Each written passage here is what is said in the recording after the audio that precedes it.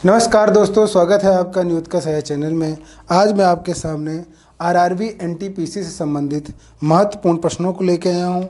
वही प्रश्न है जो पुराने फेजेस में, पुराने जो आपके CB21 जो चल रहा है उसमें जो पूछे जा रहे हैं कंटिन्यू।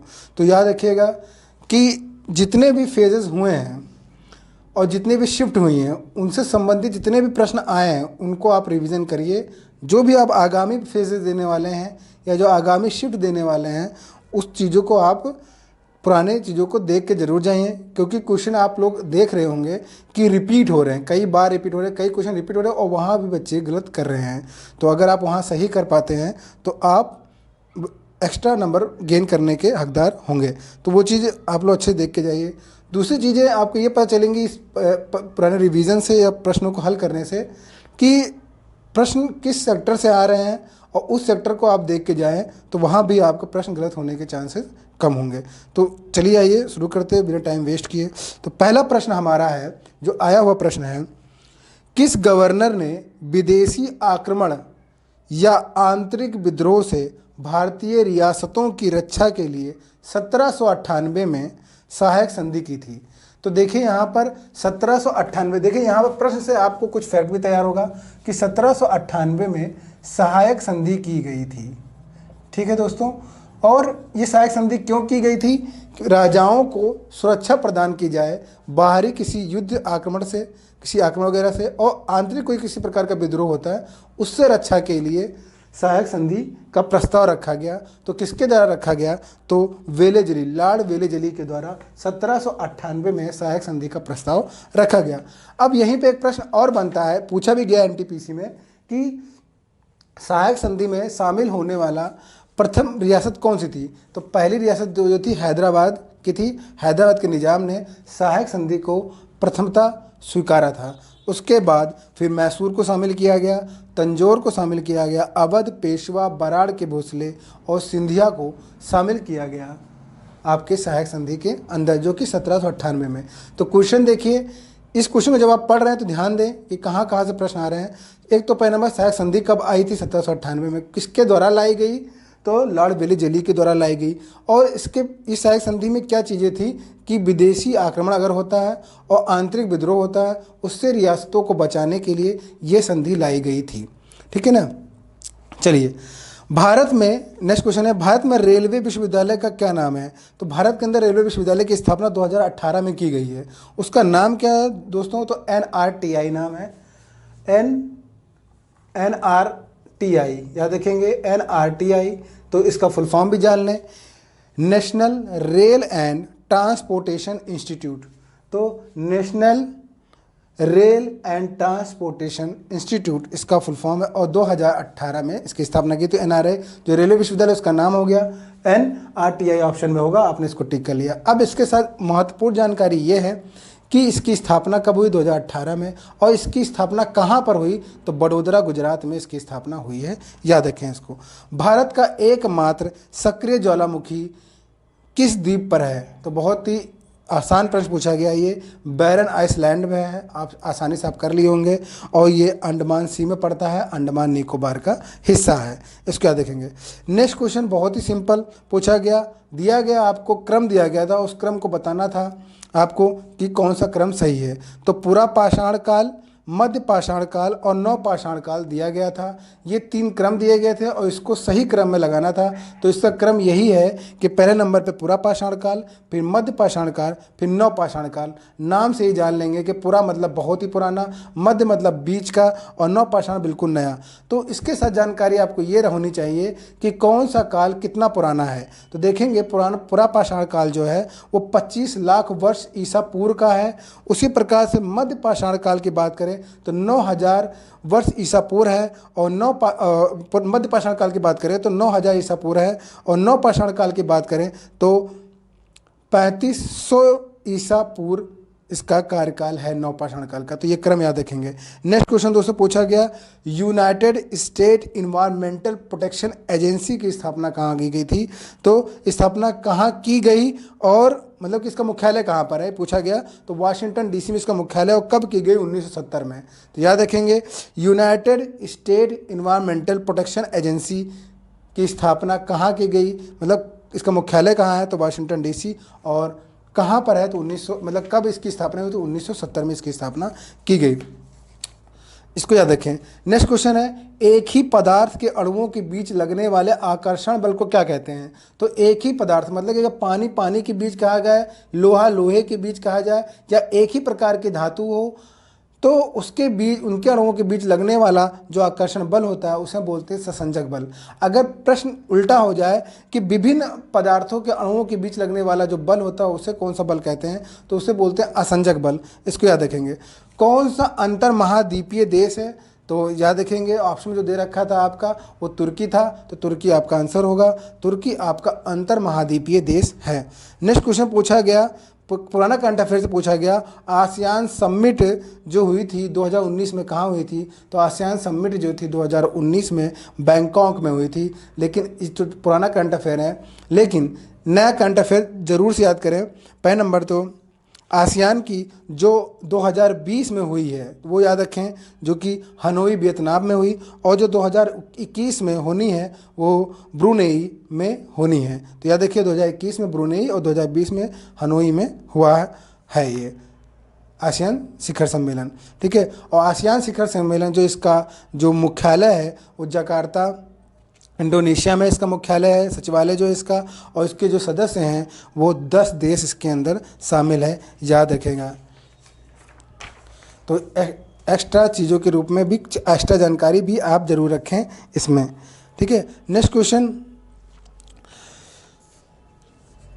बहुत ही आसान प्रश्न पूछा गया, 30 मई 2019 को वित्त मंत्री किसे नियुक्त किया गया है, तो वित्त मंत्री कौन है, निर्मला सीतारमण है, इनको नाम याद रखिएगा। कंप्यूटर में VR का फुल फॉर्म क्या है, क्वेश्चन पूछा गया कंप्यूटर में VR का फुल फॉर्म क्या है, तो कंप्यूटर में VR का फुल फॉर्म है आपका वर्चुअल रियलिटी। तो वर्चुअल रियलिटी इसका VR का फुल फॉर्म है। नेक्स्ट क्वेश्चन पूछा गया दोस्तों, कब बंगाल की दीवानी मुगल वंश के बादशाह शाह आलम द्वितीय ने, याद रखेंगे शाह आलम द्वितीय की बात कर रहा है, ने अंग्रेज ईस्ट इंडिया कंपनी को प्रदान कर दी थी। तो शाह आलम द्वितीय ने अंग्रेज कंपनी को अपनी दीवानी प्रदान कर, दीवानी का मतलब ये होता है कि अंग्रेज अब क्या करेंगे, इस जगह से मतलब बंगाल से, अगर बंगाल की दीवानी अंग्रेजों को दे दी गई तो वहाँ से राजस्व वसूल सकेंगे, उनको राजस्व वसूलने का अधिकार मिल जाता है। तो 1765 इलाहाबाद की संधि में ऐसा हुआ था, याद रखेंगे। अंतर्राष्ट्रीय ओलंपिक समिति की पहली भारतीय महिला सदस्य कौन है, तो नीता अंबानी 2016 में ये बनाई, चुनाव इनका हुआ उसमें अंतर्राष्ट्रीय ओलंपिक समिति में।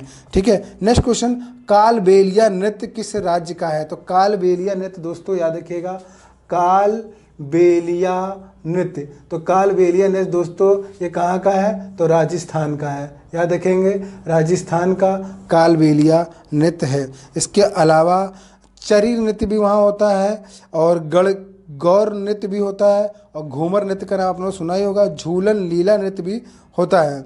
कालबेलिया नृत्य इंपॉर्टेंट है, कालबेलिया नृत्य बहुत टफ भी है, आप उसका नाम बहुत कम सुनते होंगे, इसलिए इसको याद रखिए, कालबेलिया नृत्य राजस्थान का है। नेक्स्ट क्वेश्चन सिंपल पूछा गया, अंडमान निकोबार आइलैंड की जनजाति का नाम क्या है, तो जारवा जनजाति आपके ऑप्शन में था। इसके अलावा आप इसको याद रखेंगे, ये ग्रेट निकोबार आइलैंड में शोम्पेन जनजाति भी वहाँ पर पाई जाती है। तो जारवा और शोम्पेन जनजाति दोनों पाई जाती है, जो ऑप्शन था आपका था जारवा था, आपका आंसर हो जाएगा जारवा। अंतिम मुगल शासक कौन था, तो मुगल शासक अंतिम जो थे आपको पता है 1837 से 1857 तक वो रहे हैं। तो बहादुर शाह जफ़र के नाम से जाने जाते थे, बहादुर शाह सेकंड उनका नाम था, और अंग्रेज़ों ने इनको रंगून में कैद करके रखा था, और वहीं पर इनकी मृत्यु हो गई थी 1862 में। तो 1862 में जो मुगल अंतिम मुगल शासक जो थे इनकी मृत्यु 1862 में हो गई थी। तो अंतिम मुगल शासक यही थे, बहादुर शाह सेकंड या बहादुर शाह जफ़र के नाम से जाने जाते थे ये। हिमालय की सबसे बाहरी श्रेणी कौन सी है, ठीक है, तो आउटर रेंज जो है वो शिवालिक हिल है। हम लोग जानते हैं कि हम लोग ट्रांस हिमालय सबसे ऊपर पढ़ते हैं, उसके बाद बृहद हिमालय पढ़ते हैं, उसके बाद मध्य या लघु हिमालय पढ़ते हैं, उसके बाद सबसे नीचे शिवालिक हिमालय को पढ़ते हैं। तो इसको याद रखिएगा, शिवालिक हिल्स जो है सबसे बाहरी हिमालय के रूप में जानी जाती है। नेक्स्ट क्वेश्चन याद रखिएगा, वर्नाकुलर प्रेस एक्ट किस वायसराय द्वारा पास किया गया था, तो प्रेस एक्ट था, ये समाचार पत्रों पर नियंत्रण लगाने के लिए ये एक्ट लाया गया था 1878 में। और उस समय जो वायसराय थे लिटन थे, तो वायसराय लिटन जो थे 1878 ईस्वी में वर्नाकुलर प्रेस एक्ट लेके आए थे।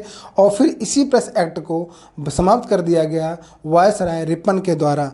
और ये भी ध्यान रखें, जो ये वर्नाकुलर प्रेस एक्ट आया था वो सिर्फ हिंदी समाचार पत्रों पर रोक लगाने के लिए आया था, ना कि अंग्रेजी समाचार पत्रों पर। तो अंग्रेजी समाचार पत्रों पर रोक लगाने के लिए वर्नाकुलर प्रेस एक्ट नहीं था, ये हिंदी समाचार पत्रों के लिए था। और ये लिटन के द्वारा लाया गया था और रिपन के द्वारा इस प्रेस एक्ट को समाप्त कर दिया गया। नेक्स्ट क्वेश्चन, पृथ्वी सेकंड जो मिसाइल है, आप नाम सुनते होंगे अक्सर, पृथ्वी सेकंड मिसाइल के लेके एक कथन पूछा गया, उसमें सत्य कथन कौन है? तो सत्य कथन के रूप में जो था आपका, ये जमीन से जमीन मतलब सरफेस टू सरफेस मार करने वाला प्रक्षेपास्त्र है, याद रखिएगा। और इसको 1996 में विकसित किया गया था, ठीक है। तो ये याद रखिएगा आप।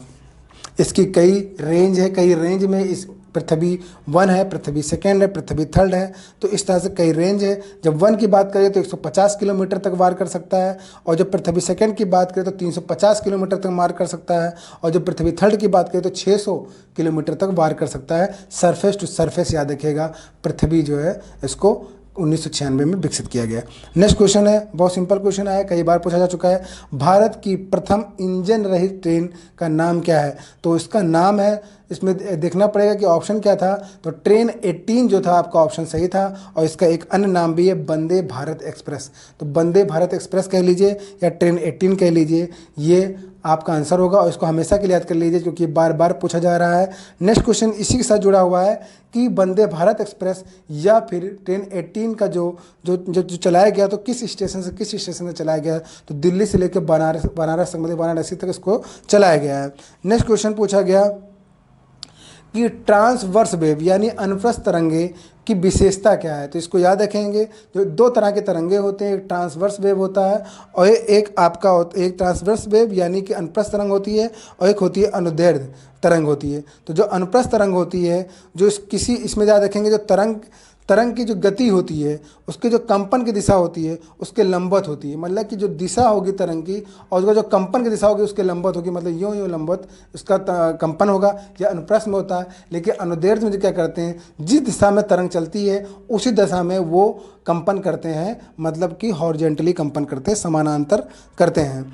एक चीज़ और याद रखें, जो अनुप्रस्थ तरंगे होती हैं उसमें श्रृंग और गर्त देखने को मिलता है, और जो अनुदैर्ध्य तरंगे होती हैं उसमें संपीड़न और विरलन देखने को मिलता है। याद रखेंगे, संपीड़न और विरलन जो होता है अनुदैर्ध्य के लिए होता है, और श्रृंग और गर्त जो होता है, जो लंबवत गति करते हैं तरंग, मतलब अनुप्रस्थ में देखने को मिलता है। उदाहरण के लिए देखें तो अनुदैर्ध्य तरंग का उदाहरण जो है ध्वनि तरंग है, और जो अनुप्रस्थ तरंग का उदाहरण है वो प्रकाश तरंगे होती हैं। इनको याद करिए आप लोग।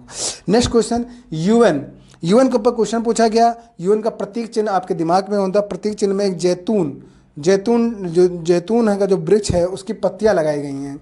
आप देखे होंगे साइड से, आप इस तरह से आप देखते होंगे, तो यहाँ से ऐसे आपके पत्तियाँ यहाँ पर इस तरह से ऐसे करके पत्तियाँ ऐसे करके फिर ऐसे करके पत्तियाँ यूँ बनी होंगी, आपको दिखाई देती होंगी। तो ये जो है पत्ती है, ये जैतून की पत्ती है। ये क्वेश्चन 2 तरह से पूछा जाता है कि किस वृक्ष की पत्ती है ये, तो जैतून वृक्ष की पत्ती है।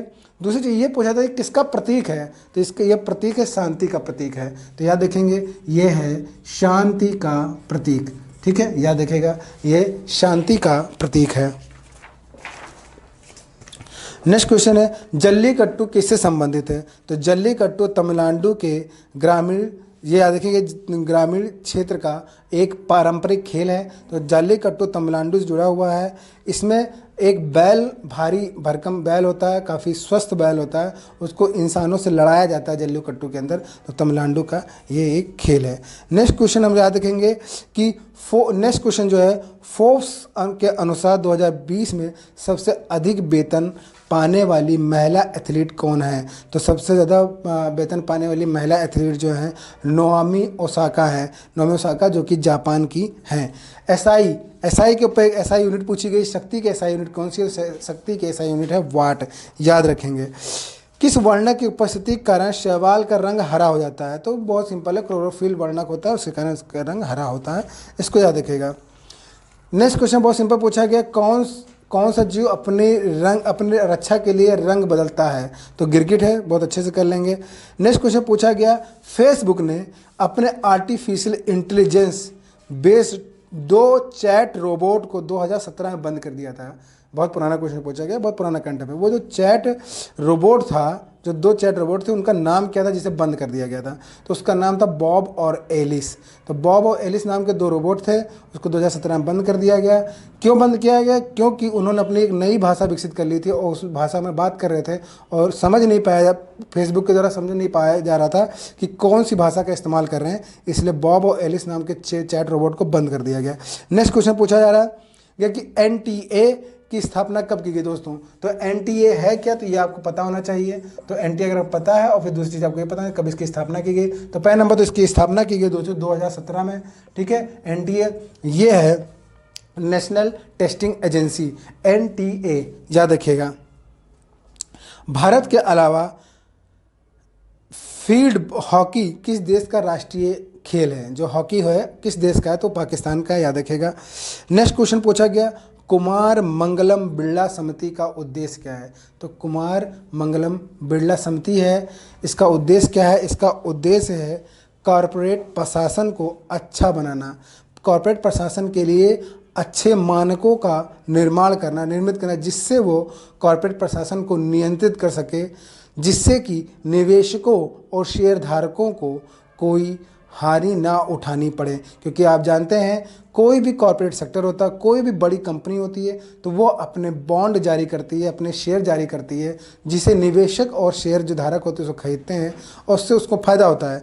ठीक है, और अगर वो अनियमित रूप से कार्य करेंगे तो उनके पैसे, शेयरधारकों और निवेशकों के पैसे डूब सकते हैं। तो जिसके चलते कुमार मंगलम बिरला समिति गठित की गई और वो क्या करेंगे कि इन कंपनियों पर नियंत्रण स्थापित करेंगे, किन नियमों के अनुसार ये कार्य करेंगी उसको बताया गया इस समिति के अंदर। नेक्स्ट क्वेश्चन है, राजस्थान में एक ब्लॉक प्रिंटिंग है, ब्लॉक प्रिंटिंग की पेंटिंग की बात कर रहे हैं, ब्लॉक पेंटिंग, ये एक तरह के ब्लॉक पेंटिंग कह सकते हैं या ब्लॉक प्रिंटिंग है, प्रिंटिंग भी कह सकते हैं इसको, प्रिंटिंग की बात कर रहे हैं, पेंटिंग नहीं कह सकते हैं इसको, ब्लॉक प्रिंटिंग की बात कर रहे हैं। ये बहुत पुरानी प्रिंटिंग है, ठीक है ना। तो इसको किस समुदाय के द्वारा संरक्षण रखा गया है, इसको अभी भी उसको बचा के रखा गया है, धरोहर एक तरह की। तो ये चिप्पा समुदाय जो कि राजस्थान में रहती है, राजस्थान के जयपुर में, तो वो चिप्पा समुदाय है, वो ब्लॉक प्रिंटिंग का संरक्षण करके अभी तक रखी हुई है और इसका इस्तेमाल वो करती है। ठीक है, तो याद रखेंगे, ये रिपीट हो सकता है बहुत से एग्ज़ाम में, ये बहुत जनरल प्रश्न नहीं है, ये सिर्फ रेलवे में इस तरह के प्रश्न पूछे जाते हैं। अलग ही नेचर है प्रश्न पूछने का रेलवे का, बहुत ज़्यादा फैक्ट पे ध्यान देता है, कहीं से भी कुछ उठा के पूछ सकता है ये। ठीक है, तो यहाँ पर चिप्पा जिस समुदाय की मैंने बात की, इसको याद इसलिए मैं करने के लिए कह रहा हूँ क्योंकि अगर रिपीट होता है ये क्वेश्चन तो आप कर पाएंगे, आपके लिए फ़ायदेमंद रहेगा। नए नए क्वेश्चन बनाता रहता है, उसमें कुछ जनरल क्वेश्चन भी, सामान्य क्वेश्चन भी हैं और कुछ ऐसे क्वेश्चन जिसके बारे में किसी को जानकारी होना संभव ही नहीं है। जैसे कि चिप्पा समुदाय की बात कर रहे हैं हम, तो बिल्कुल साइड से क्वेश्चन पूछ रहे हैं, ये पता नहीं क्या दिमाग चलता है इन लोगों का, कुछ ही पूछ लेते हैं। नेक्स्ट क्वेश्चन है कि हाथी द्वारा किस प्रकार की साउंड उत्पन्न की जाती है जो जमीन में संचरण करती है? तो किस प्रकार की साउंड की बात करें तो इसमें साउंड जो नाम दे रखा था, जिसे अपशब्द तरंगे उत्पन्न करते हैं। तो अपशब्द तरंगे जो होती है, जो कि लो फ्रिक्वेंसी की होती है, लेकिन लो फ्रिक्वेंसी होती है और वो जो रेंज होती है 1 से लेकर 20 हर्ट्ज तक इसकी रेंज होती है। तो लो फ्रिक्वेंसी की रेंज होती है, अपशब्द तरंगों का इस्तेमाल करती हैं। और याद रखें, जो हाथी जो ध्वनि उत्पन्न करती हैं, इसको लगभग 8 से 10 किलोमीटर तक इसको सुना जा सकता है। और दूसरी चीज़ है, इसको जो बोलते हैं, जो ध्वनि उत्पन्न, उसको ट्रम्पेट बोला जाता है, ट्रम्पेट। तो याद रखेंगे, तो 1 से लेकर 20 हर्ट्ज तक लो फ्रिक्वेंसी यानी अपशब्द तरंगों का इस्तेमाल करती हैं जो हाथी आवाज़ निकालती हैं। नेक्स्ट क्वेश्चन पूछा गया, मानव संसाधन विकास मंत्रालय ने अभी हाल ही में निष्ठा नामक प्रोग्राम शुरू किया गया था। कहाँ से शुरू किया गया था? तो इसमें 2 चीज़ें याद रखें। पहला नंबर तो निष्ठा नामक प्रोग्राम जो आंध्र प्रदेश शुरू किया गया था और इसका उद्देश्य क्या है? शिक्षकों को प्रशिक्षण प्रदान करना, जिससे वो स्कूलों की यानी माध्यमिक और प्राथमिक स्कूलों की मतलब शिक्षा प्रणाली की गुणवत्ता को सुदृढ़ कर सकें, उसको मजबूत बना सकें और प्रिंसिपल और शिक्षकों की दक्षताओं का विकास कर सके, ठीक है ना। तो ये याद रखेंगे। तो निष्ठा कार्यक्रम कहाँ से शुरू किया गया, तो ये आपका शुरू किया गया आंध्र प्रदेश से। और ये भी याद रखें कब शुरू किया था, 2019 में निष्ठा प्रोग्राम को लाया गया था। नेक्स्ट क्वेश्चन है पीली क्रांति का संबंध किससे, बहुत सिंपल क्वेश्चन पूछा गया। पीली क्रांति का संबंध जो है खाद्य तेलों एवं तिलहन की फसलों से।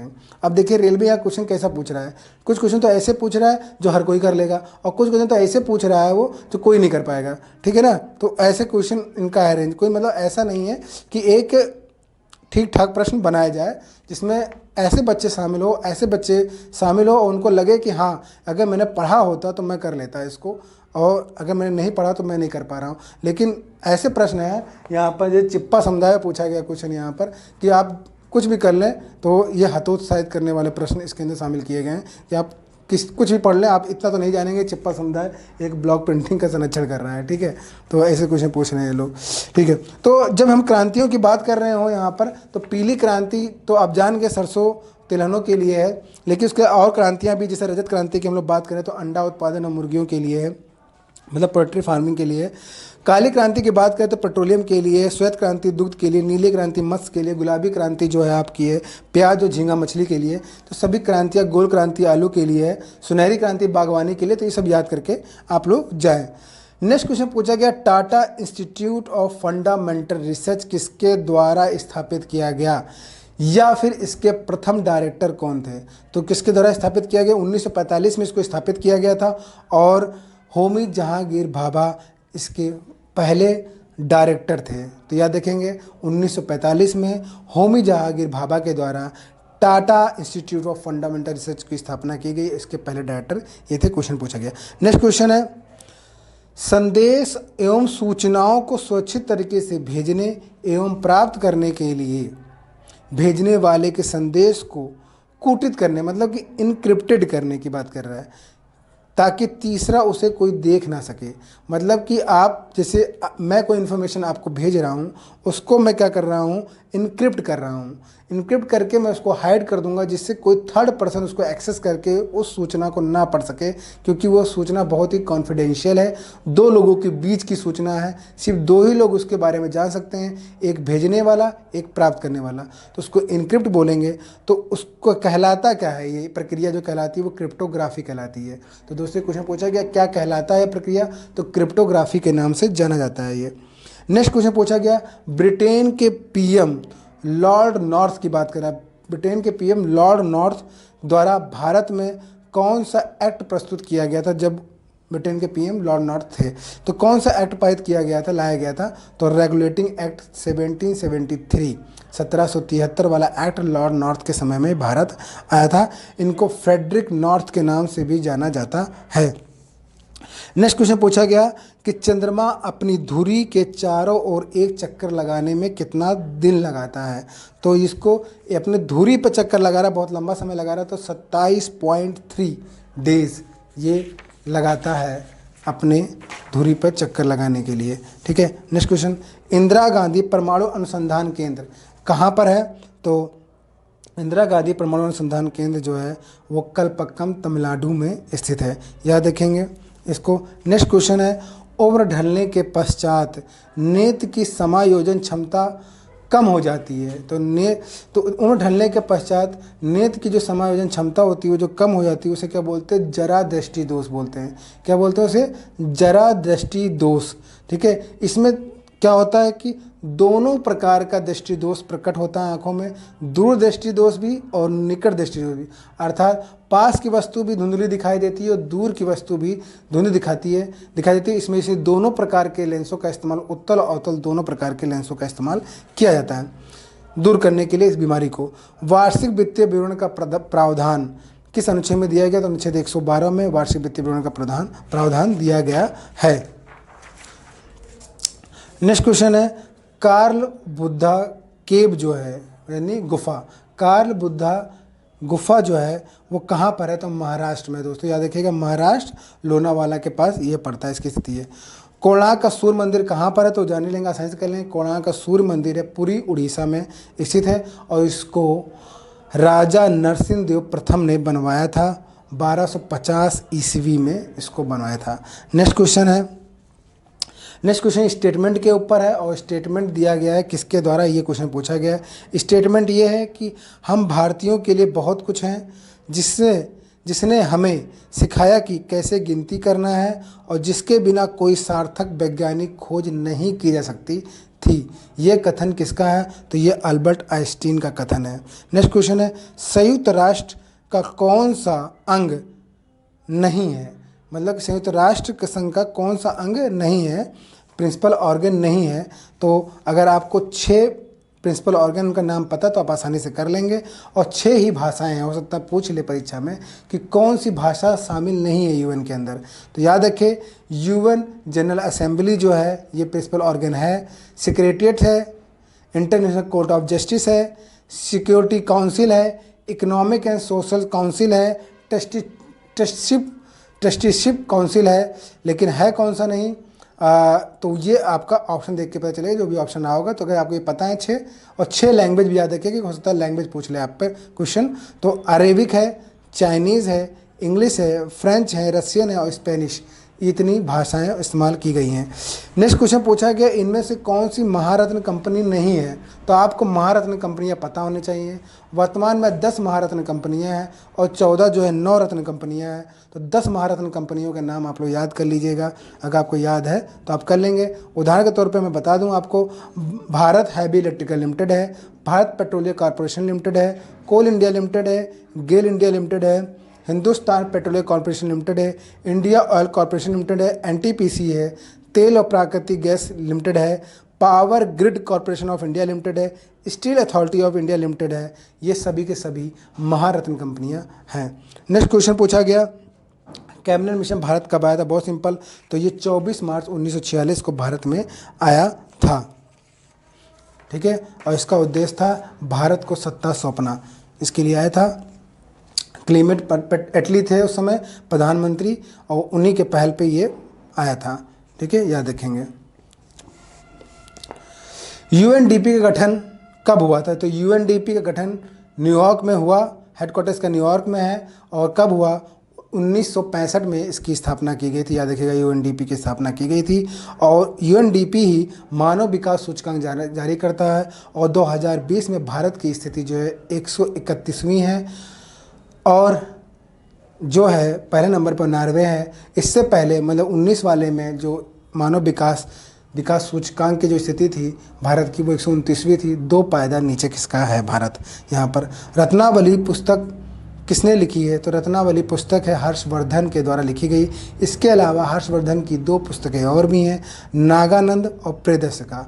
तो नागानंद, प्रियदर्शिका और रत्नावली हर्षवर्धन की हैं। तो पुस्तकें जरूर याद करके जाइए, जैसे महाभाष्य किसकी है, पतंजलि की, गीत गोविंद जयदेव की है, विक्रमचरित किसकी है, बिल्हड़ की है, पृथ्वीराज रासो किसकी है, चंद्रवरदाय की, तो मुद्दा राक्षक विशाख दत्त की है। तो ये सब याद करके जाइए। कादम्बरी और हर्षचरित किसका है, बाणभट्ट की है। तो इसको याद करके जरूर जाइए आप। नेक्स्ट क्वेश्चन है गोल्डन फाइबर, सुनहरा रेशा किस रूप में जाना जाता है, तो सुनहरा रेशा जो है वो पटसन होता है, मतलब जूट को हम सुनहरा रेशा कहते हैं। नेक्स्ट क्वेश्चन पूछा गया मानव द्वारा लार, उल्टी करना, ब्लड प्रेशर, बीपी जैसी अनैच्छिक क्रियाओं का नियंत्रण कौन करता है, तो कौन करता है, ये मेडुला करता है। ये हिंड ब्रेन का हिस्सा है मेडुला, जो अनैच्छिक क्रियाओं को नियंत्रित करता है। ये हमारी इच्छा पर निर्भर नहीं करता। नेक्स्ट क्वेश्चन पूछा गया संविधान सभा का प्रथम उपाध्यक्ष, तो प्रथम अध्यक्ष जो स्थायी अध्यक्ष वो राजेंद्र प्रसाद थे, और जो उपाध्यक्ष थे वो थे हरेंद्र कुमार मुखर्जी। हरेंद्र कुमार मुखर्जी जो थे प्रथम उपाध्यक्ष थे, तो हरेंद्र नाम से याद रखिएगा। ब्रिटिश भारत में प्रथम प्रांतीय चुनाव कब हुआ है, तो 1937 में प्रथम प्रांतीय चुनाव हुआ, तो याद रखिएगा। नेक्स्ट क्वेश्चन है अंग्रेजों ने भारत में पहली बार राजनीतिक सत्ता कब हासिल की, तो ये वही था जब 1857 क्रांति संपन्न होती है। उसके बाद ही जो भारत के जो अधिकार जो कंपनियों के पास हुआ करते थे, वो राजनीतिक हथियार जो वो क्राउन के हाथों में चले गए, मतलब सारे अधिकार कंपनियों से छीन लिए गए, यहाँ तक कि व्यापारिक अधिकार भी छीन लिए गए। ठीक है, वो सभी क्राउन के हाथों में चले गए। राजनीतिक हथियार जो अधिकार थे वो भी चले गए क्राउन के हाथों में, तो याद रखेंगे। तो पहली राजनीतिक सत्ता, पहली बार राजनीतिक सत्ता जो अंग्रेजों के हाथों में गई वो 28 जून 1858 में चली गई। नेक्स्ट क्वेश्चन पूछा गया, अपसौर किस महीने में होता है? तो अपसौर होता है जुलाई के महीने में। अपसौर का मतलब होता है जब पृथ्वी से सूर्य अपनी कक्षा में काफ़ी दूर हो, तो वो अपसौर की स्थिति होती है। और एक होता है उपसौर। उपसौर का मतलब होता है जब पृथ्वी के काफ़ी नज़दीक हो सूर्य, तो उसे उपसौर की स्थिति कहते हैं। तो जुलाई के महीने में अपसौर यानी दूर होता है, और जनवरी के महीने में सूर्य के नज़दीक होता है। ठीक है, तो ये चीज़ याद रखें। तो 4 जुलाई सबसे दूर और 3 से 4 जनवरी सबसे पास, इसे उपसौर अपसौर की स्थिति होती है। क्वेश्चन पूछा गया नेक्स्ट, भारत का मानक समय यानी ग्रीनविच के मानक समय से कितना आगे है? जो भारत का मानक समय है 82.5 डिग्री जो है आपका, वो ग्रीनविच से कितना आगे है? तो समय के रूप में पूछा गया तो 5 घंटे आगे है, याद रखेंगे इसको। और जो मानक समय को अपनाया गया, तो हम जानते हैं कि हमारा देश आज़ाद हुआ 15 अगस्त 1947 में, और 1 सितंबर 1947 को भारत ने IST यानी भारतीय मानक समय को अपना लिया। ठीक है, नेक्स्ट क्वेश्चन है, संयुक्त राष्ट्र मानवाधिकार परिषद की स्थापना कब हुई? तो संयुक्त राष्ट्र मानवाधिकार परिषद की स्थापना 2006 में हुई, याद रखिएगा। मानव विकास इंडेक्स 2019 की थीम क्या थी? तो इन इक्वालिटी इन ह्यूमन डेवलपमेंट, इसको याद रखिएगा। UNDP के द्वारा इसको जारी किया जाता है, अभी मैं बता चुका हूँ आप लोग। मानव विकास सूचकांक जब जारी किया जाता है तो उसमें कुछ मानक भी लिए जाते हैं, ये भी याद रखें। तो वो मानक है, जीवन प्रत्याशा ली जाती है, शिक्षा ली जाती है, और प्रति व्यक्ति आय को लिया जाता है। कोबोल किस प्रकार की भाषा है? तो कोबोल जो है आपकी एक तरह की कॉमर्शियल लैंग्वेज है, जिसे बोला जाता है कॉमन बिजनेस ओरिएंटेड लैंग्वेज, याद रखिएगा। नेक्स्ट क्वेश्चन है, स्त्री पुरुष समानता के बारे में पुस्तक किसने लिखी थी? तो स्त्री पुरुष समानता के बारे में पुस्तक लिखी ताराबाई शिंदे ने, याद रखिएगा। नेक्स्ट क्वेश्चन पूछा गया, गोवर्धन योजना जो है इसकी शुरुआत कब की गई? तो ये गोवर्धन योजना 2018 में शुरू की गई थी, करनाल हरियाणा से शुरू की गई थी, और इसको अच्छे से याद रखिएगा। नेक्स्ट क्वेश्चन है हमारा, किस शासक ने सबसे पहले अपने राज्य प्रजा के अधिकारों के बारे में, राज्य और प्रजा के अधिकारों के बारे में शिलालेख में लिखवाए हैं? अधिकारों की चर्चा शिलालेख के अंदर की है, उसमें स्क्रीन करवाए हैं। तो किस शासक ने लिखवाया? तो अशोक ने लिखवाया। तो याद रखिएगा, अशोक के कई शिलालेख हैं, आप लोग पढ़ते भी हैं। संविधान निर्माण के समय अर्थात 1950 की हम बात कर रहे हैं, कितने मौलिक अधिकार हुआ करते थे? तो जब संविधान लागू हुआ था तब उस समय 7 मौलिक अधिकार हुआ करते थे। वर्तमान में 6 मौलिक अधिकार हैं। जो 7वां मौलिक अधिकार था वो संपत्ति का अधिकार था, जो कि 44वें संविधान संशोधन 1978 में जो कि उसको हटा दिया गया। और वो जो मौलिक अधिकार थे उससे संबंधित जो आर्टिकल था वो 31 था और 19F था, उसको हटा दिया गया और उसको विधिक अधिकार बनाया गया, 300 का में जोड़ा गया उसको। तो ये चीज़ याद रखिएगा। तो वर्तमान में कितने मौलिक अधिकार हैं? 6 मौलिक अधिकार हैं, लेकिन जब लागू हुआ था तो 7 मौलिक अधिकार हुआ करते थे। नेक्स्ट क्वेश्चन, प्रधानमंत्री किसान सम्मान निधि योजना किस बजट में घोषित की गई थी? तो बजट जो था आपका वो था 19-20 का बजट था, मतलब कि 2019 में जब गवर्नमेंट, आपको पता होगा 2019 में लोकसभा का चुनाव हुआ था, तो इसका मतलब है वो अंतरिम बजट होगा, और अंतरिम बजट के दौरान ही प्रधानमंत्री किसान सम्मान निधि लागू की गई थी। और इस सम्मान निधि के अंतर्गत किसानों को 2-2 हज़ार रुपये 3 किस्तों में देना था, यानी पूरे वर्ष 6 हज़ार रुपये देने थे। तो वो दिए जा रहे थे इसमें। और इसमें जो शर्त रखी गई थी कि प्रत्येक किसान यानी कि लघु और सीमांत किसान, जिसकी संख्या भारत के अंदर सर्वाधिक है, उनको 2 हेक्टेयर या 2 हेक्टेयर से कम उनकी ज़मीन होगी, उन्हीं को दिए जाएंगे। लेकिन बाद में इसमें थोड़ा परिवर्तन किया गया, जो 2 हेक्टेयर की जो सीमा थी उसको समाप्त करके सभी किसानों को 2-2 हज़ार रुपये देने की बात की गई किसान सम्मान निधि के अंतर्गत। तो याद रखिएगा 1 फरवरी 2019, क्योंकि पहले क्या होता था कि फरवरी के अंतिम माह के अंतिम समय में बजट लाया जाता था, अब 1 फरवरी को ही बजट लाया जाता है। 2019 में भी 1 फरवरी को लाया गया, तो इसकी तारीख सहित भी याद कर सकते हैं कि 1 फरवरी 2019 में किसान सम्मान निधि योजना लाई गई।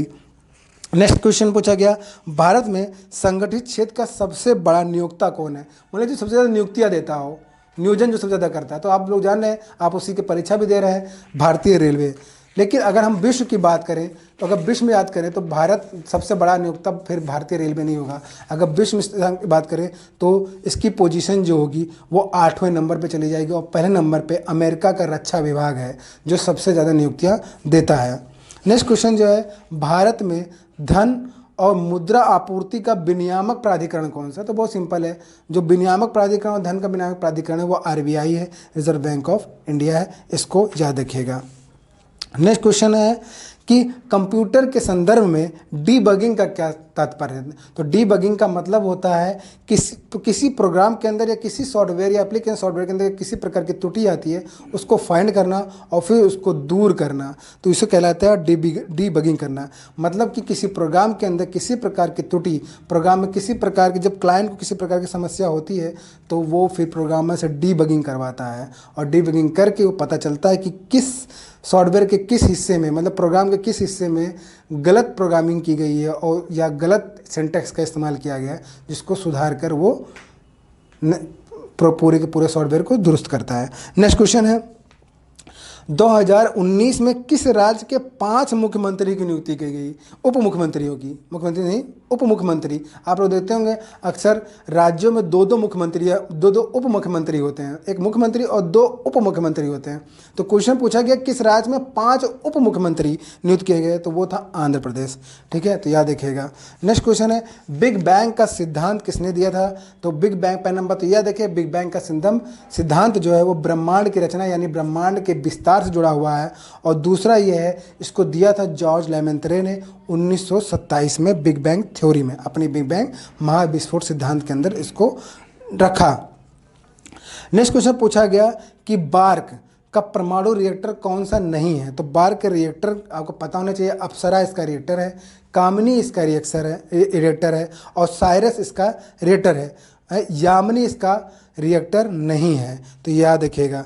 सोनार का तात्पर्य क्या है? तो सोनार का फुल फॉर्म पूछा गया, साउंड नेविगेशन एंड रेंजिंग इसका जो है फुल फॉर्म है, तो इसको याद रखिएगा।